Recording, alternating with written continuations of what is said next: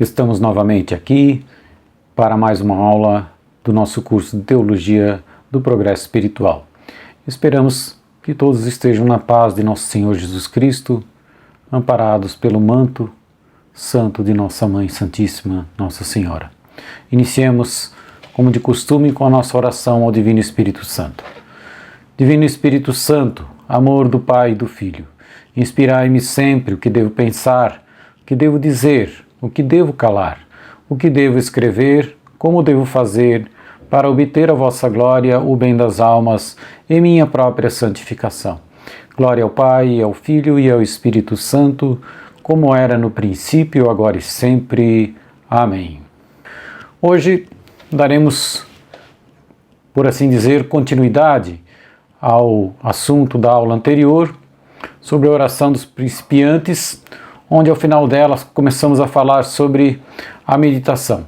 Falamos da sua importância e é propriamente a oração talvez mais necessária dos principiantes que querem progredir. Entendo eu que a meditação, por exemplo, não substitui o terço, o rosário, mas deve ser feita conjuntamente. Embora às vezes a pessoa não tenha tempo, então que se diminua, que faça 1 ou 2 dezenas do terço e faça a meditação. Mas não se abandone o terço, porque abandonar aquilo que nossa mãe pede não seria bom. O ideal é que se encaixe as duas coisas. Bem, para darmos continuidade então, a meditação dos principiantes é principalmente aquela oração discursiva, ou seja, onde predomina a razão, o encadeamento de raciocínios, embora que também haja espaço e até deve ser estimulado os afetos, como vamos ver logo a seguir, aquela oração mais afetiva. Dentro dessa meditação, qual o tema principal? Veja que, como já vimos, o principiante, o fim princípio dele é purificar a alma. Somente os puros verão a Deus, somente os puros progridem, porque o pecado é um obstáculo. Ele impede completamente o nosso progresso espiritual. Então, a meditação tem a função principal de nos mover a um horror crescente ao pecado, uma aversão total ao pecado.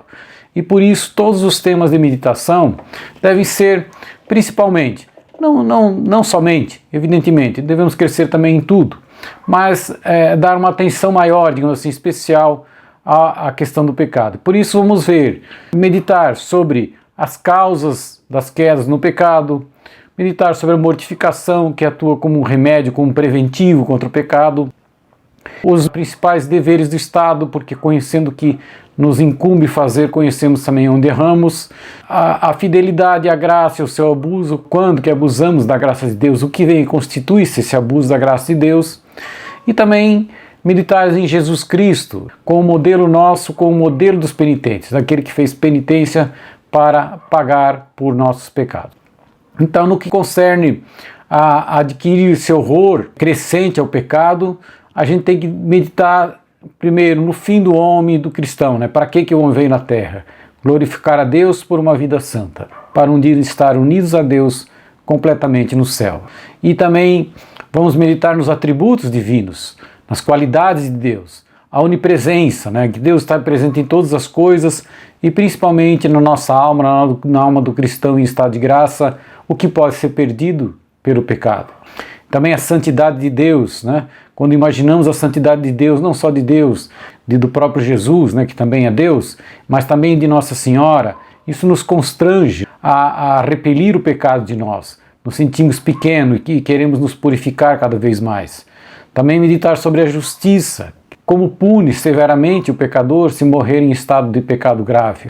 E da misericórdia, que mesmo que seja grande quanto for o nosso pecado, arrependidos, Deus sempre nos perdoa. Além disso, sobre o pecado em si mesmo, como vimos as terríveis consequências do pecado em razão da justiça divina, as razões que nos levam a pecar, o mundo, né, que nos tenta com as suas máximas, com seus atrativos, a carne, a nossa inclinações pessoais para as nossas paixões, para os pecados capitais, a ira, a inveja, a luxúria, a preguiça, enfim, os outros pecados capitais, agora me fugiu do pensamento, e também sobre os meios de expiar e de prevenir do pecado. O meio de expiar o pecado é a penitência, o meio de prevenir a mortificação, né, que falaremos bastante em aulas posteriores. Além disso, como falei, sobre os deveres dos cristãos, os deveres de todos os cristãos em geral, de religião, de culto a Deus, de caridade para com o próximo, de justa desconfiança de nós mesmos, sabendo que se não tivermos a graça, cairemos novamente, né? De Santo Agostinho, se não fosse a graça eu cometeria os piores pecados do mundo. E assim também, desconfiar de si próprio. Senhor, se não tiveres comigo, se não tiver a tua graça, eu sei que vou cair em pecados graves. Desconfiar de si mesmo e por isso não se colocar em situação de pecado. Não frequentar ambientes de pecado onde somos tentados. E também deveres particulares, os que eu falei são deveres gerais, e os casos particulares, que são os de acordo com a idade, com a condição, com o estado de vida, se casado, se solteiro, com o sexo, se é mulher ou se é homem, com a condição, se é rico, se é pobre. Então o cumprimento dos deveres próprios de cada cristão é, na verdade, a melhor das penitências, a melhor mortificação. E também é o primeiro apostolado. Os deveres nossos do dia a dia é o que Deus confiou, no pouco que Deus nos confiou, né? Então, se formos fiéis no pouco, Ele nos dará muito mais. O nosso pouco que é cumprir fielmente, com santidade, com amor, tudo aquilo que se nos apresenta no nosso dia, fazendo tudo com amor o mais perfeito que pudermos. Esse é o primeiro apostolado, esse que vai fazer com que as pessoas admirem que, opa, esse é um verdadeiro cristão, faz as coisas tudo como deveria ser feito. Além disso, também devemos meditar sobre a ação da graça em nós, né? E essa habitação do Espírito Santo na nossa alma, como somos incorporados em Cristo pela graça santificante, pelos dons e virtudes que recebemos juntamente com as graças santificantes, os dons do Espírito Santo e as virtudes infusas. Tudo isso perdido pelo pecado. Colocando o pecado, tudo isso perdemos. O pouco que se compreende essas verdades já é suficiente para entender a gravidade do pecado. Por outro lado, quanto mais caminhamos em Deus, mais tomamos consciência da grandiosidade dessa graça de Deus e mais compreendemos que abusamos muito da graça. Deus às vezes nos dá inclusive muitas consolações e não correspondemos à graça como deveríamos. Nisso constitui o abuso da graça. Deus me dá tanto e eu correspondo tão mal, né? Desperdiço aquilo que Deus me deu, né? Também é importante para a meditação. Então, quando a gente medita tudo que Deus fez para conosco e tudo que ainda continua a fazer, nós somos assim movidos, somos impelidos a servir a Deus com mais generosidade.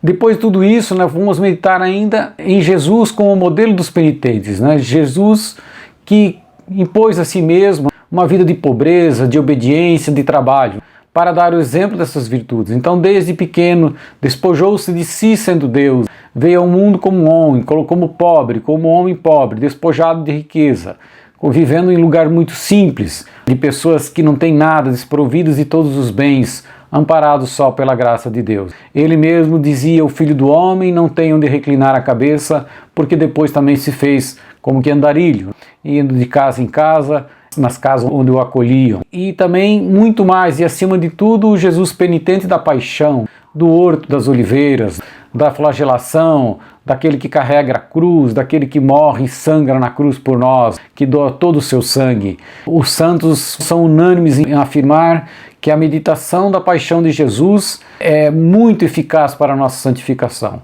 E também se recomenda muitas vezes a oração da Via Sacra, para que meditemos cada vez mais nessa paixão de Jesus, nos passos que ele percorre até se doar completamente na cruz. Sobre a meditação, vamos falar então um pouquinho sobre os obstáculos dos principiantes, o que dificulta para os principiantes a meditação. Então elas vêm de três causas: primeiro, da inexperiência; segundo, da falta de generosidade, e principalmente das muitas distrações, que é muito comum. Aliás, não diria comum, é unânime praticamente nos principiantes. Então, a inexperiência, porque quando se começa a meditar, muitas vezes um primeiro problema é que o iniciante, o principiante, tende a transformar a meditação numa espécie de tese teológica. Então ele vai refletindo, já constrói um sermão para si mesmo, como ele vai agir, o que deve dizer, o que tem que dizer para os outros, começa a pensar às vezes nos outros, em vez de voltar-se para si e colocar-se a sua vida diante do assunto meditado. E isso às vezes não é de todo ruim, às vezes é bom, porque você acaba se meditando, comparando alguma coisa com as verdades angélicas e vai nos convencendo também, vai nos fazendo adquirir convicções, que é o principal objeto. Além de nos convencer a respeito do pecado, malignidade do pecado, ele também vai nos dando certeza das verdades evangélicas. Mas como essa tese teológica às vezes não ajuda muito se não houver atos de vontade, conclusões práticas. Então, adorar a Deus por aquilo que Ele é, por aquilo que vê durante a meditação, atos de ação de graça por tudo que Ele nos dá, atos de amor, de louvor, de humilhação, nos dizer que nos sentimos pequenos, que nos colocamos de forma humilde diante de Deus, de arrependimento quando constatamos a nossa vida incoerente com aquilo que meditamos. Tudo são atos de vontade, né? Ato de pedido de graça para corrigir nossas faltas e principalmente como ato de vontade, resolução de firme de agir melhor durante o dia. Tudo isso é o mais importante e às vezes o inexperiente cai em falhas e não se atém a esses atos de vontade que são o principal. O segundo é a falta de generosidade. No fundo, o primeiro ponto que se tem que falar é que o principiante, ele não tem o hábito da oração. Então já falamos várias vezes de desenvolver uma vida de oração. Quando não tem esse hábito, é dificultoso às vezes gastar aquele tempo com a meditação. E eles, como não tem ainda constância também devido ao hábito, também desanimam muito fácil. Quando faltam consolações sensíveis, quando não são consolados por Deus, então eles acham que já perderam tudo, que Deus já não está mais com eles. E com isso, quando essa secura se abate, eles se creem então assim desamparados por Deus e acabam relaxando, desistindo, né? Também por falta de ter criado aquele hábito que poderia fazê-los perseverar quando faltam as consolações divinas. Então, nesse caso, é preciso saber que o que importa para Deus e o que traz mérito é o esforço. E, na verdade, o mérito é maior quando não se tem o gosto na oração. É ali que realmente o mérito é grande. E então esse mérito está justamente em perseverar nesses momentos na oração, apesar dessas dificuldades. Por fim, o outro e o maior de todos os obstáculos são as distrações. Já falamos um pouco delas na aula anterior, mas na verdade falaremos um pouquinho mais. Ou seja, a nossa imaginação, as nossas sensibilidades, os nossos afetos estão ainda muito por ser dominados, ainda às vezes estão muito presos às coisas da terra. Então, imagens profanas, pensamentos inúteis invadem a nossa alma no momento em que estamos meditando. Então, essa questão de distração que ocorre, eu diria quase em 100% dos principiantes, é preciso que a gente rechace, né?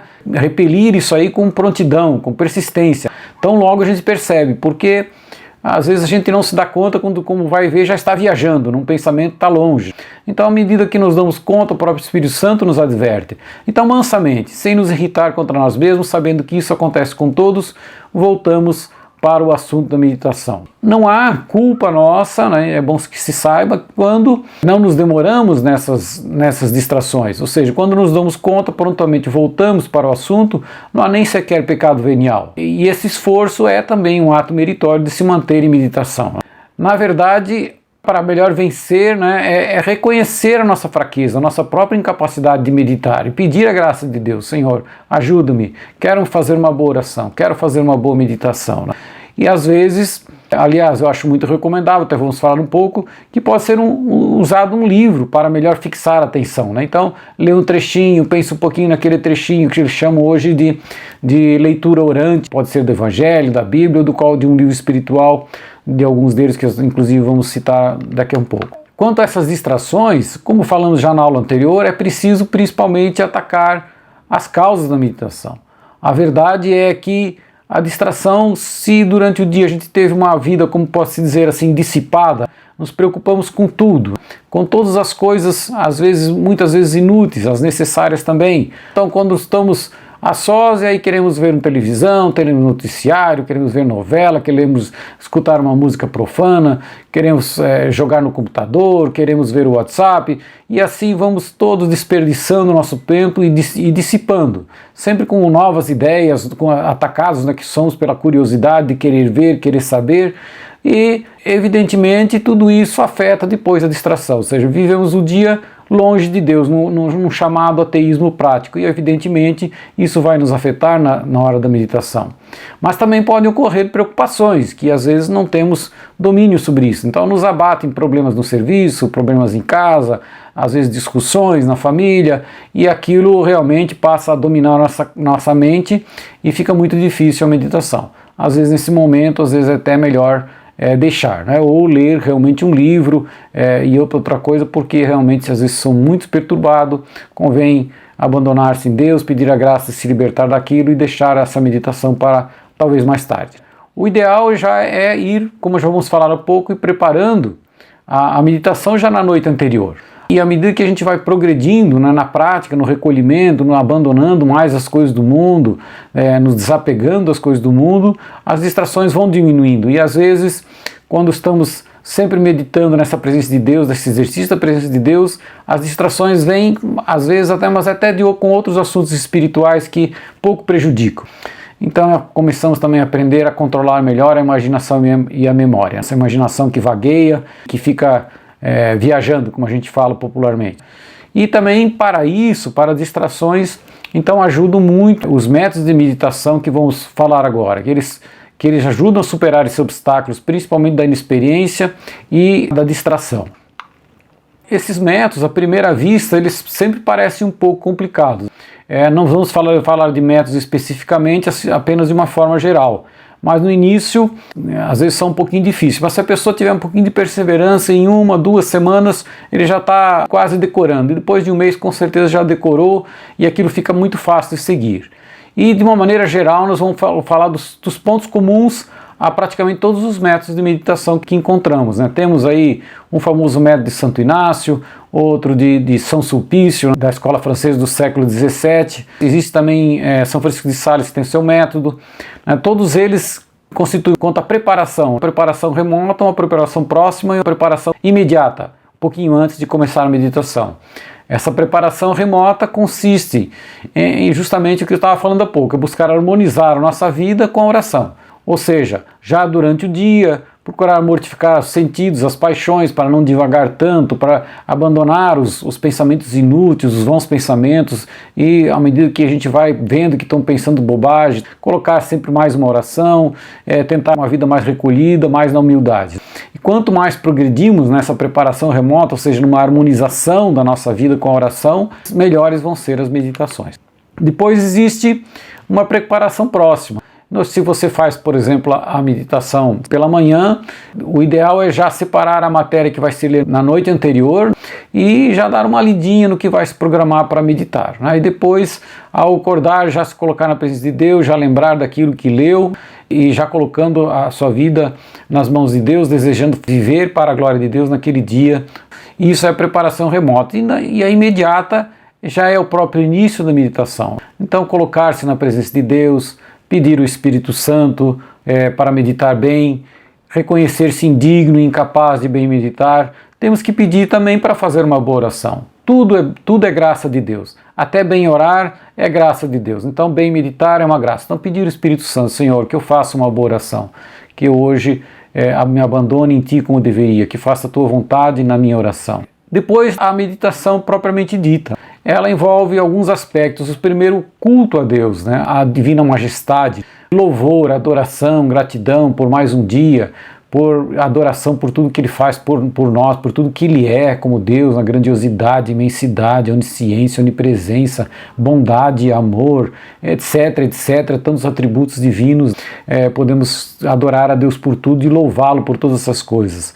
Por fim, sobre o tema mesmo que escolhido daquele dia. Então, considerações, raciocínios para nos convencer da importância daquilo que estamos meditando. Seja uma virtude, seja um pecado, seja um outro tema qualquer, né, que escolhemos para meditar. Vamos raciocinando, pensando e logo em seguida colocando a nossa vida dentro daquilo, fazendo o nosso autoexame, comparando com aquilo que nós meditamos, o que falhamos, o que nos falta, como podemos melhorar um pouquinho aqui, um pouquinho lá, como podemos agir melhor, principalmente naquele dia mesmo, o que eu vou fazer nesse dia para melhorar nesse ponto. Depois, orações, petições, né? Pedir a graça de progredir naquela virtude, ou para vencer aquele pecado, ou para melhorar em qualquer coisa que verificamos que nos falta. pedir essa graça e tomar a resolução, determinar-se a pôr em prática aquilo que verificamos que é preciso fazer para melhorar. Por fim, fazemos uma conclusão com a ação de graças pelos favores recebidos, a graça de Deus ter permitido que estivéssemos rezando, porque tudo que podemos fazer por Deus é para o nosso próprio benefício e por isso devemos agradecer. Hoje Deus me deu condição de rezar, eu dormi bem, estou aqui, fiz uma boa oração, ação de graças. Obrigado, Senhor. Obrigado por poder dirigir-te as minhas orações, a minha meditação, poder progredir um pouco mais no teu amor. Depois, logo em seguir, fazer um breve exame para ver se realmente meditamos bem. Onde falhamos? Será que nos deixamos levar para distrações? Será que diminuímos o tempo porque estamos com muita pressa? Não tenho que acordar um pouco mais cedo, etc. E uma oração final pedindo a bênção de Deus para aquele dia. Ainda é muito recomendável por todos que se faça um chamado ramalhete espiritual, ou seja, durante a meditação algo que nos chamou a atenção, um pensamento que nos chamou a atenção, memorizar esse pensamento e relembrá-lo durante os dias, relembrá-lo para que ele fique conosco presente durante o dia e com isso possamos também manter assim aquele exercício da presença de Deus em nós. Sobre livros de meditação, existem vários que podem ser utilizados. Evidentemente, se você ainda não conhece o Evangelho, não conhece o Novo Testamento, os temas, todo o Evangelho, todo o Novo Testamento é motivo de meditação. Mas existem às vezes livros mais próprios para meditação de principiantes. Então vou falar aqui de alguns. O primeiro, esse de São Francisco de Sales, Filoteia, Introdução à Vida Devota, de São Francisco de Sales. Ele é justamente introdução, um livro introdutório que justamente é muito próprio para a meditação. São capítulos muito curtos, 1, 2, 3 páginas no máximo, podemos ler com calma, meditando, né? Existe também esse de São Pedro de Alcântara, Tratado de Oração e da Meditação. Tem várias meditações aqui para vários dias da semana, assim, por exemplo, né? Como eu sempre falo, o livro da Imitação de Cristo, excelente. No entanto, assim, podemos dizer que a Imitação de Cristo não é um livro que foi escrito principalmente para principiantes. Ele tem partes muito profundas, que às vezes muito exigentes, então às vezes a pessoa não está tão preparada, mas aquilo que compreende é realmente muito útil e fala muito também na questão do pecado, do abandono e do desapego, né? Também então é muito bom. Aí depois vai se tornando cada vez mais importante a meditação da Imitação de Cristo. E eu recomendo o próprio nosso livro-texto, Compêndio de Teologia Cética e Mística do Padre Tanqueray.